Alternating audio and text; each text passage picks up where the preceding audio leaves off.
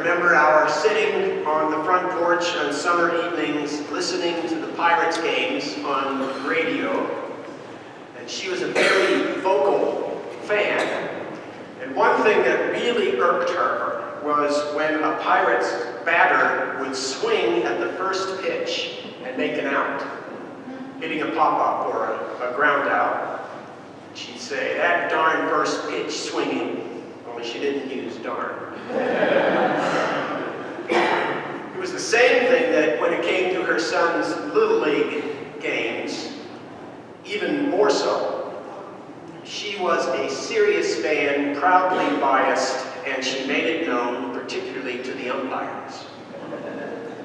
And once, after a very close and highly contested game in which our team lost, we were walking toward our car, and she was still giving the umpire a hard time. And he said, "You're a poor loser, Betty." To which Mom responded, "I'd rather be a poor loser than a good one." Life has its share of winners and losers, not just in sports, but in all kinds of endeavors, competitions, including those for jobs, for the parts in the school play, competition for grades, for admissions to the best schools, sometimes even in the church, insofar as we see churches competing for members. Do we see the winners in these competitions as the ones who are blessed, and the losers as those who are not blessed?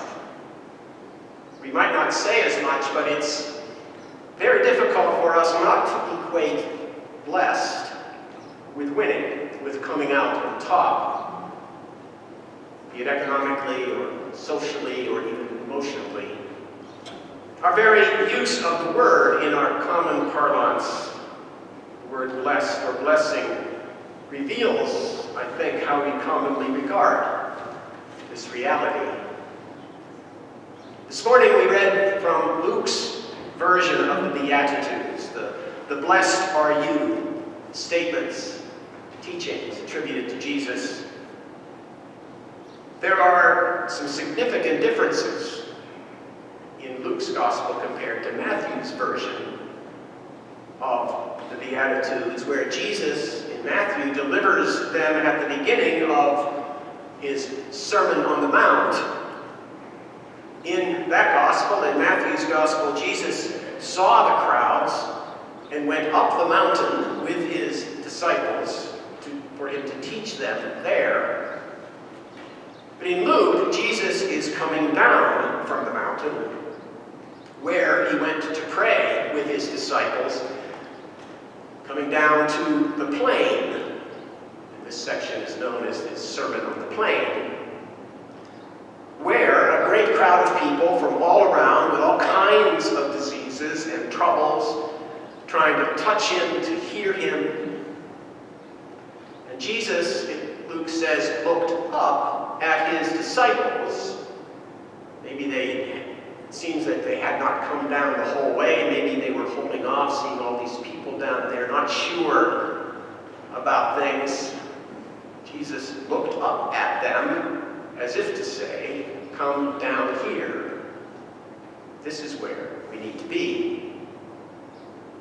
And what he had to say would have been as shocking to people in his day as it is in ours, as far as who are considered the losers, who are considered the winners in life. In Matthew, Jesus says, "Blessed are the poor in spirit." In Luke, he says, "Blessed are you who are poor." In Matthew, he says, "Blessed are those who mourn, for they shall be comforted." In Luke, he says, "Blessed are you who weep now, for you will laugh." There are half as many blesseds in Luke's version as in Matthew's, and Luke's version, unlike Matthew's, includes also a list of woes after the blessings. It's all part of what has been called Luke's theology of reversal. And we'll get back to that. Regardless of whether it is poor in spirit or poor in economic terms, hungering for righteousness or hungering for bread, in either case being reviled, persecuted. Who was Jesus kidding? There was nothing blessed, or as some translations have it, happy, about any of these. But of course, Jesus didn't ask for anyone's approval. He just redefined the good life in a few short sentences and held them out for everyone to see. Brief portraits of kingdom people, otherwise known as victims, sufferers, dreamers, pushovers, fools.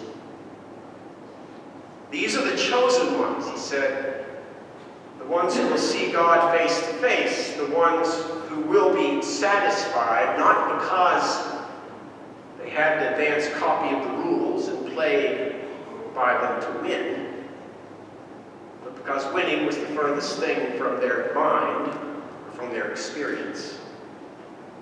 So this is a list of losers, though we may not hear it that way because we've heard these Beatitudes so often, so long, they sound sort of sweet and familiar. Maybe we hear them like commandments and worry that we're not meek enough, or hungry enough, or persecuted enough. But there are no shoulds or oughts, no thou shalt or thou shalt nots here.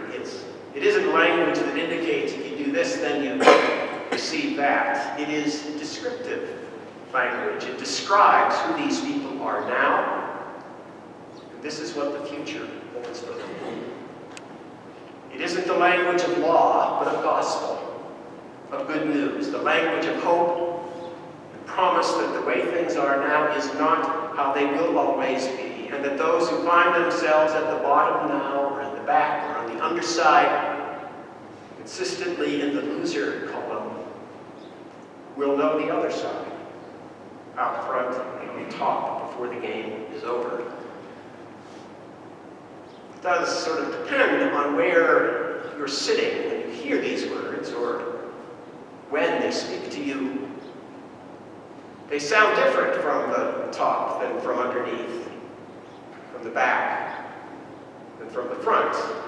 From up front, those among the religiously satisfied and self-assured, the words might sound confrontational, as if they're saying to us, well-fed Christians, where is your hunger and your thirst?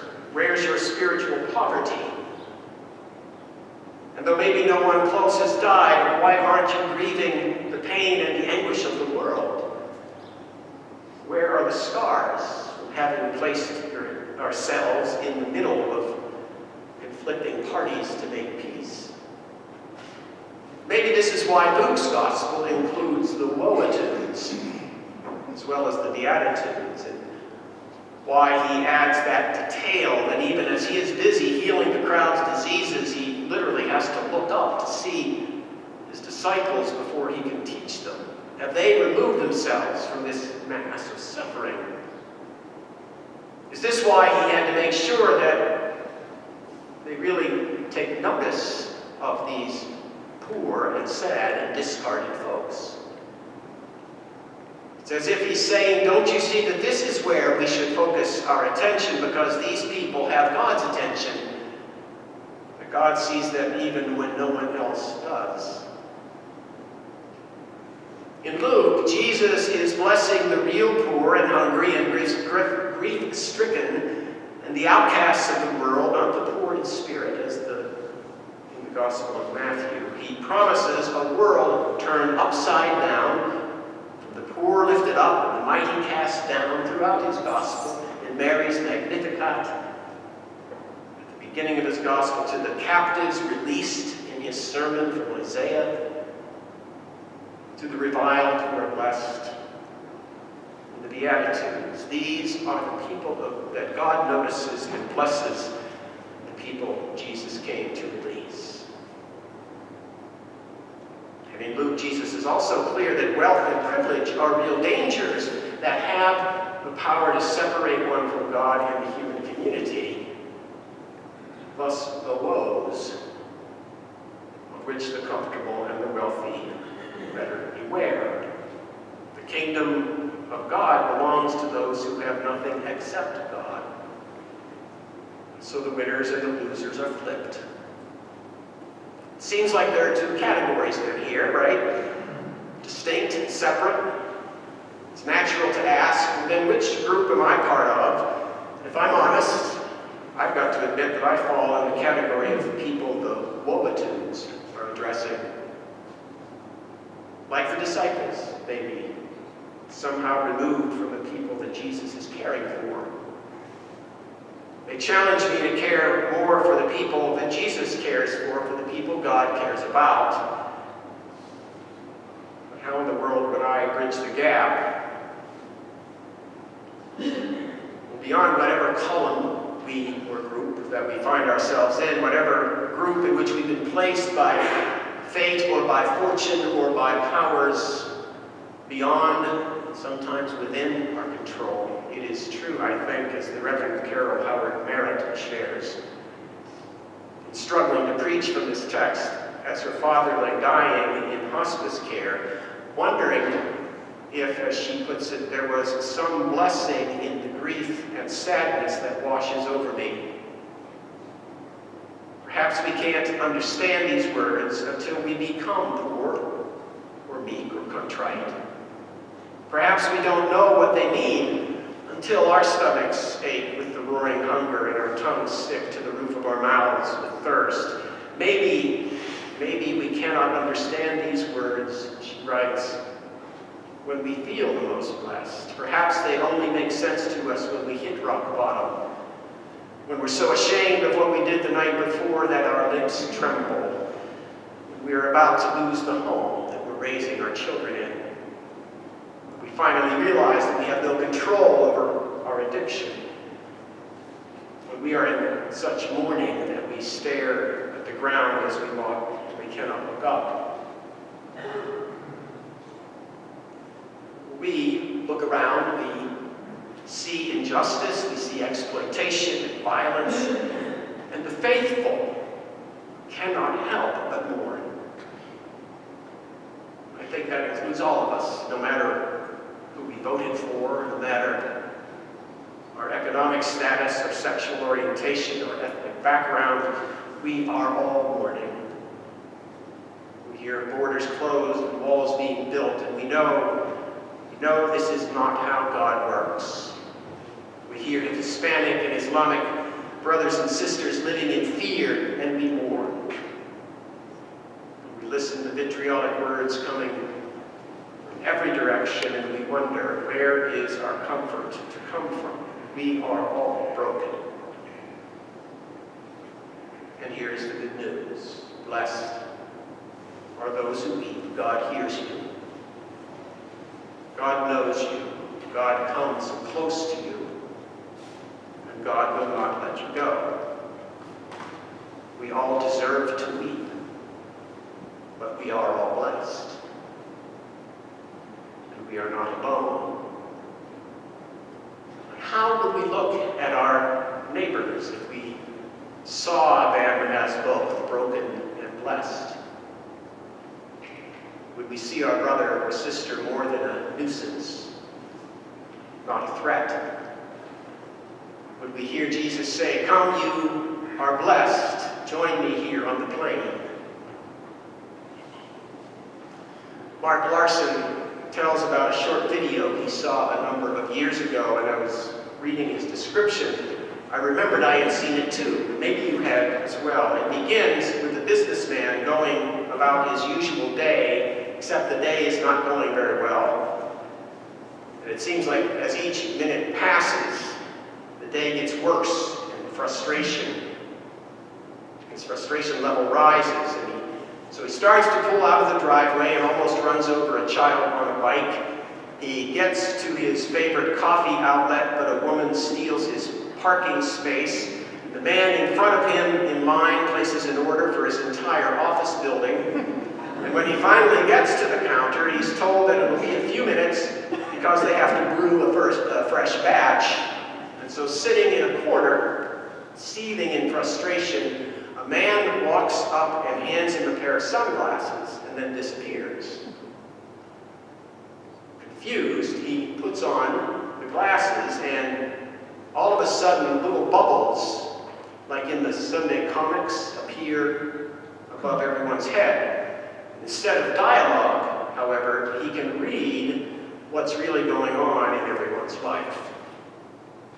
The woman who cut him off is distracted because her child is sick. And the man who placed the huge coffee order is worried about a medical diagnosis he just received. The barista is struggling with addiction. And finally, returning home a bit shaken, he sees the child again with a bubble above his head that says, "Just need someone who cares." The man gets out of his car, walks over to help the boy fix his bike.